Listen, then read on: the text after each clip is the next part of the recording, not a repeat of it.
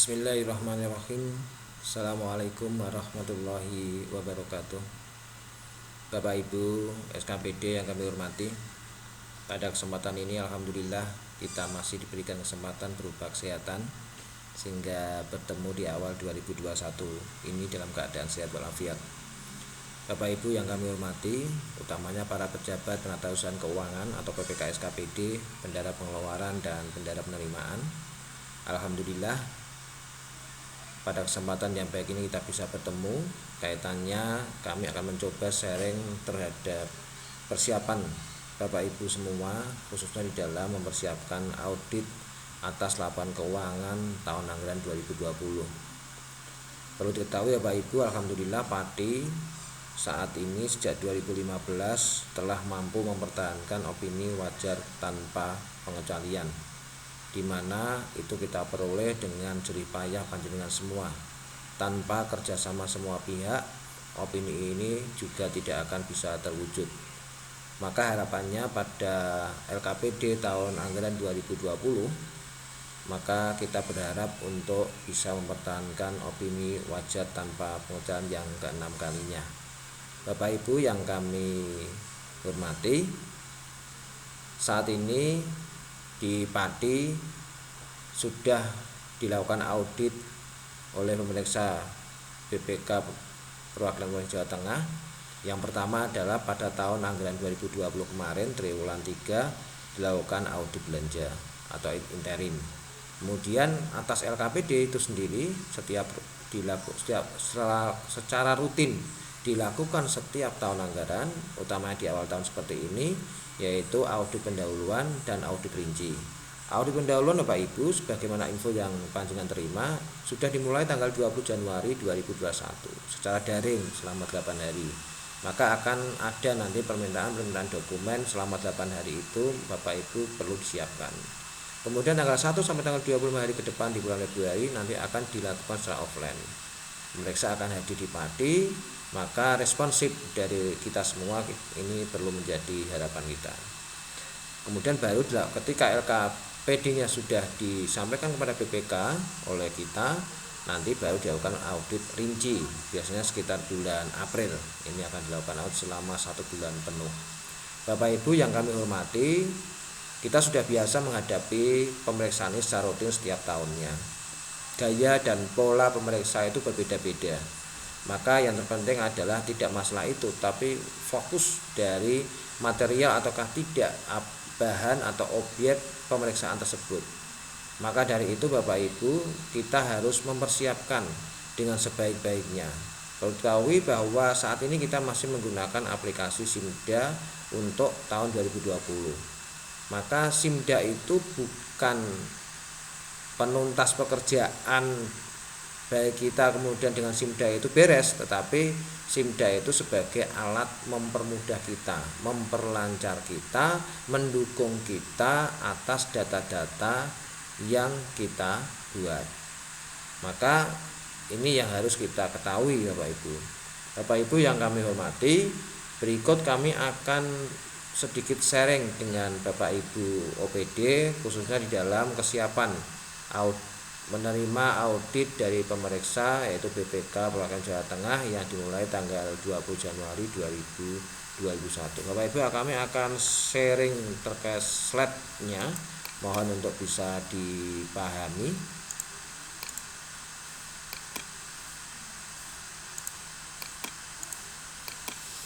Kami mencoba untuk mengangkat judul kesiapan SKPD di dalam menghadapi audit pendahuluan dan audit rinci yang akan datang dalam atas laporan keuangan pemerintah daerah Kabupaten Pati tahun anggaran 2020.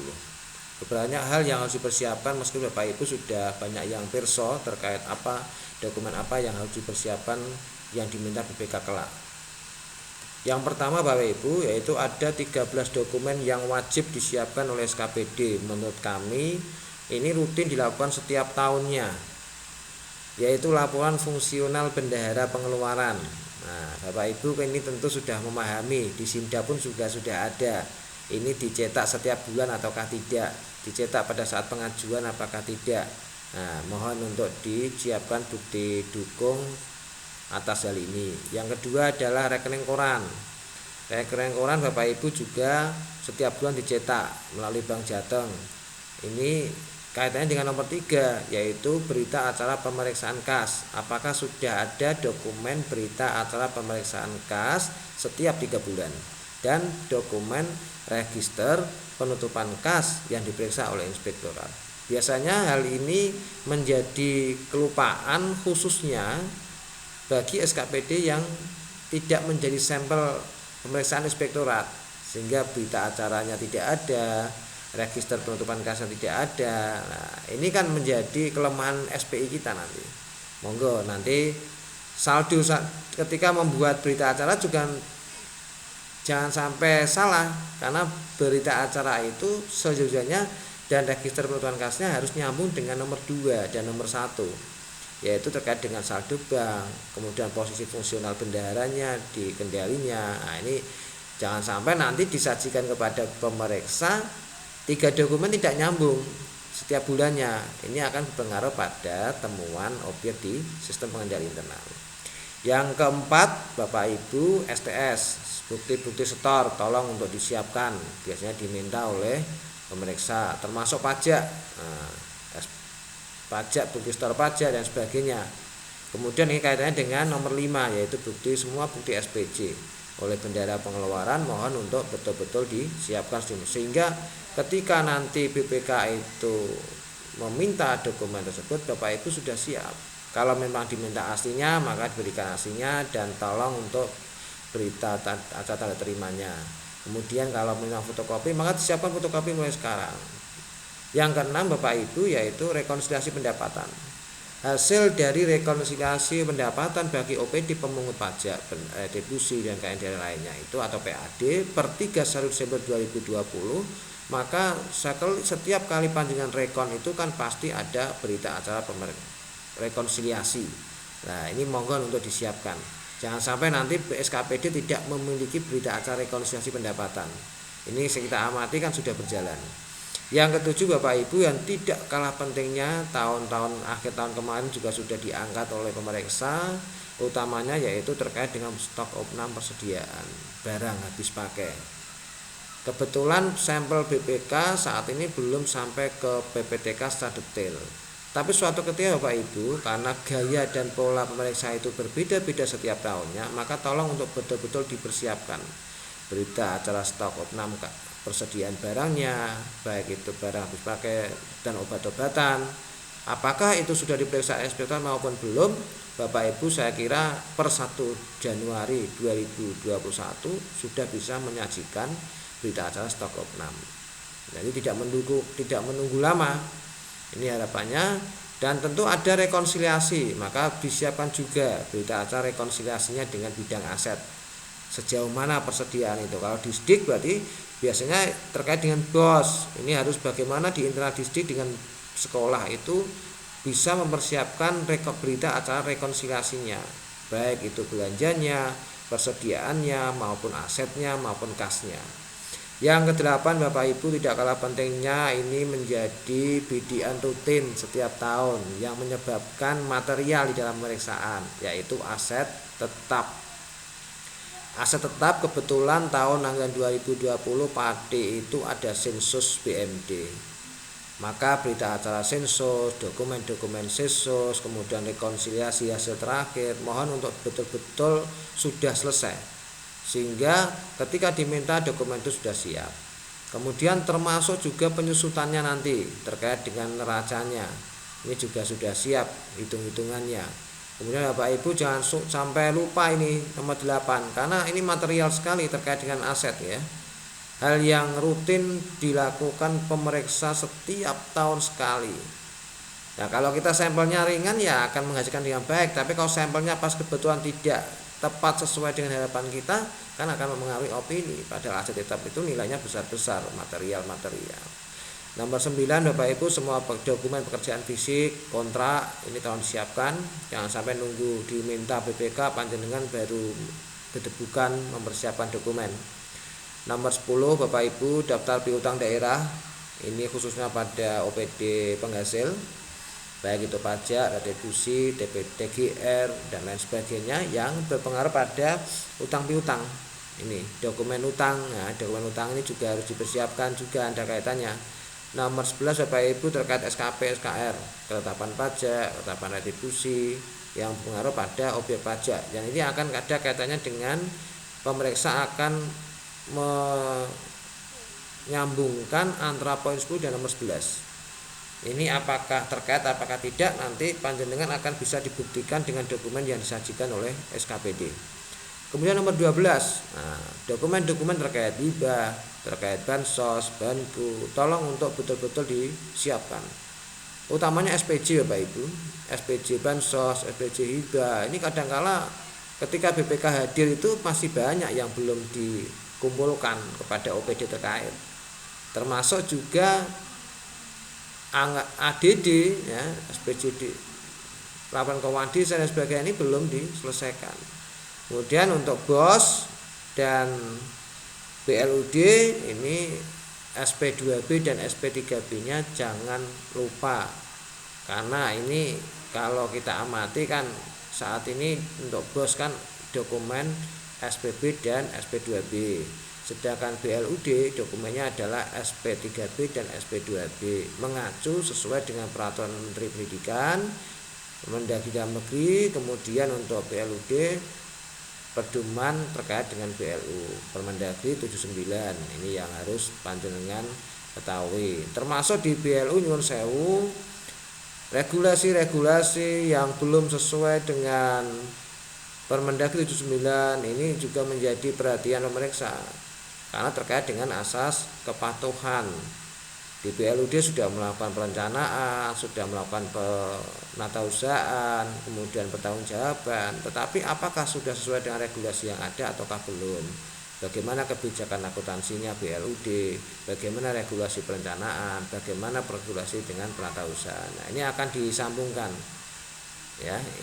Kemudian Bapak Ibu 13 itulah mulai sekarang dokumen-dokumen yang biasa diminta oleh BPK itu panjenengan mulai jangan lupa di scan dalam bentuk soft copy file. Karena eranya saat ini Bapak Ibu pemeriksa lebih dominan untuk mengawali dengan meminta dalam bentuk soft copy atau dalam bentuk file PDF dengan kapasitas kualitas PDF-nya yang rendah, misalnya 100 Mbps dan sebagainya. Bapak Ibu yang kami hormati, 13 itu menjadi pendukung wajib bagi SKPD untuk kesiapan dalam menghadapi pemeriksaan BPK pada kali ini. Tetapi di luar itu Bapak Ibu masih ada dokumen-dokumen lain yang cukup banyak. Yang kami mencoba di sini masih ada 13 hal yang menjadi fokus kita. Apa yang pertama? Pada saat pelaksanaan pemeriksaan Bapak Ibu dimungkinkan dan pasti dilakukan setiap tahun itu ada sampel cash opnam.